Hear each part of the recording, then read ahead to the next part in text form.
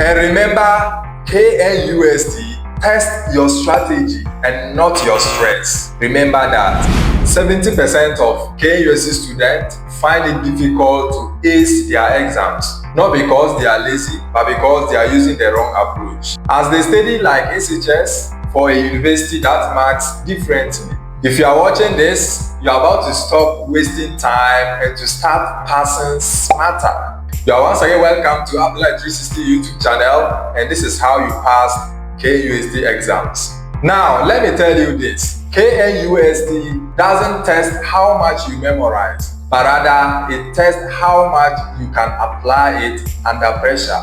Because the questions are long and the time given is very short. The best approach is that stop reading books from cover to cover. Today in this video, I am going to show you what works and the best approach you can use to pass KNUST exams. Come closer. Now get ready and let's dive into the main concept right here. The first approach is that use the 20-70-10% rule. Now let's start with the 70%, which is practice. So now, as a student, you need to do past questions, attend tutorials, and also problem sets. Now, have it in mind that KNUST marks methods, not just answers. And that's for courses that deals with calculations. So that is to say that if your working is right, you get the marks, even if your final answer is wrong. Why? Because they mark according to method, not just the answers. And that is the 70% practice we are talking about. So you make sure that you do past questions. Take a look at or take a critical look at past questions, how the pattern is, how the questions are being set. Try your hands on it, make practical trial on it, answer some of them. Make sure you attend for tutorials and also problem sets. Make sure you try as much as possible. Those courses that deals with calculations, make sure you solve some of them, solve some of the problem sets, and you make sure that you are okay with that. So 70% practice is very, very important.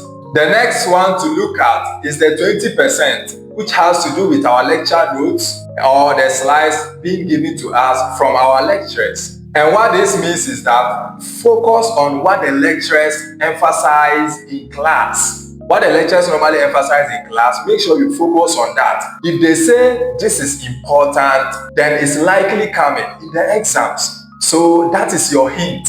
Make sure you utilize this very opportunity. So it's very, very important that as a student, whilst at the lectures, you make sure you take down important notes. Write them down. Not everything the lecturer is teaching is inside the slides or the notes being given to you. Sometimes some of the lecturers, they say things that are not in the slides, but in the exam situation, you see them in the exams. It's very much assured. You see some of the things that the lecturer says in class, but they are not in your lecture notes, but you find them in the exam questions. Likely, very likely to come. So make sure you write important things down whilst the lectures is still going on. The next one is for the 10%, which is for reading and for textbooks. So what this means is that don't waste much time reading your textbook from cover to cover.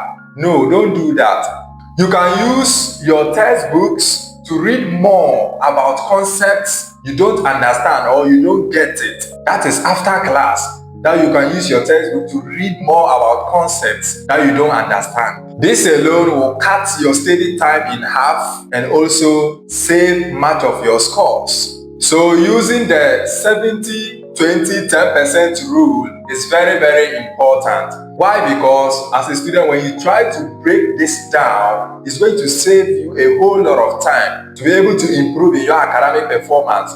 Make it a habit that the 70% is for practice. Yes, you do past questions and attend tutorials and those stuff, solve questions. And also the 20% is for the lecture slides or the notes being given to you. Channel 20% of your energy looking at the slides and other stuff. And what the lecturer normally says in class, very, very important. And also for the 10% for reading and also going through your textbooks actually. Our next approach is that make sure you master group studies, but do it rightly. This is why, because as a student, you need to know what actually works for you. Because what works for you or what might work for you might not work for a different person, or what is working for a different person might not work for you. So you need to be able to identify this, knows what works best for you. There are other students, they like to do it solo. That means that they like to study individually, alone. And other people, they like to study with groups or other students. So you need to be able to identify this, what actually works best for you. So all these things trace back to self-awareness. Very, very important. But you need to be aware that there are some courses that are actually tedious. So they need a group study approach. Some courses are there due to how difficult they are. You need the study group approach to be able to sail through. So you need to study with other colleagues that are good in the course or that are also okay with the course, to be able to share ideas and work things together. Yes, so to be able to make it easier for you, you need a group study approach. But in that case, you can also learn alone. You can do it solo, individually, if you think that you alone will be able to navigate your way through. So in this case, you can actually form a group from 4 to 5 people maximum. Yes, you can form a group to do effective group studies together. Remember that if you can't explain it simply, then you don't understand it. So therefore, make sure that you study it to the point that you can explain it simply.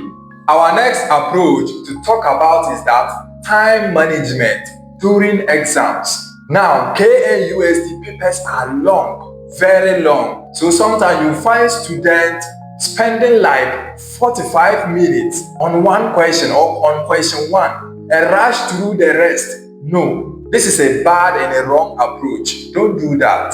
Have it in mind that KNUST papers are very long, and sometimes students fail because they spend like 45 minutes on question 1 and then rush through the rest. Don't do that. It's a very wrong approach. So you need to change the approach of answering your questions. So the best approach you can use for time management during exams is that, first of all, use the first 3 minutes to scan all the questions. Then after that, you start with the most easiest ones. The ones you think that is easier for you to answer, start with them first. It doesn't matter the question number. If you can start with question 10, start. If you can start with question 6, start it. If you can start with question 3, start it. It's not compulsory and necessarily that you must start with question 1. So use the first 3 minutes. When they say start work, use the first 3 minutes to scan through all the questions and spot those that you can answer easier in order of importance. Start with the most easiest one that you can solve.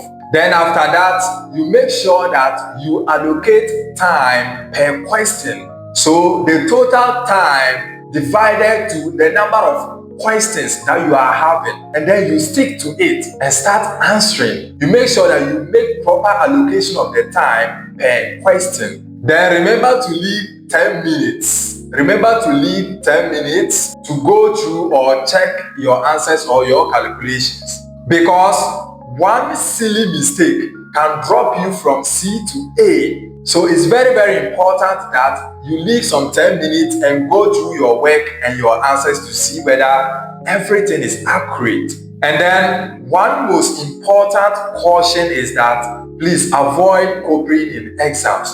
Avoid copying, because KNUST suspension is very rare. You would like to see the outcome or the result of that. Try your best as much as possible to avoid copying in exams. Thank you very much for watching. Passing KNUST exams isn't about being the smartest, but it's all about being the most strategic. So start with past questions, practice more than you read, and also manage your time. Very, very important. With this 3 approach, you are good to go. So the best thing is that you need to make good use of the 70-20-10 rule.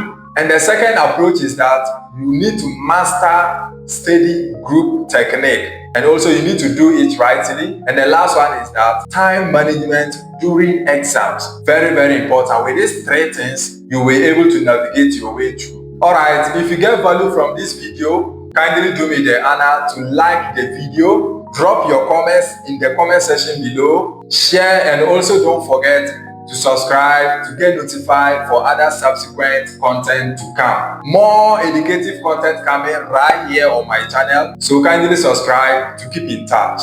And remember, KNUST, test your strategy and not your stress. Remember that.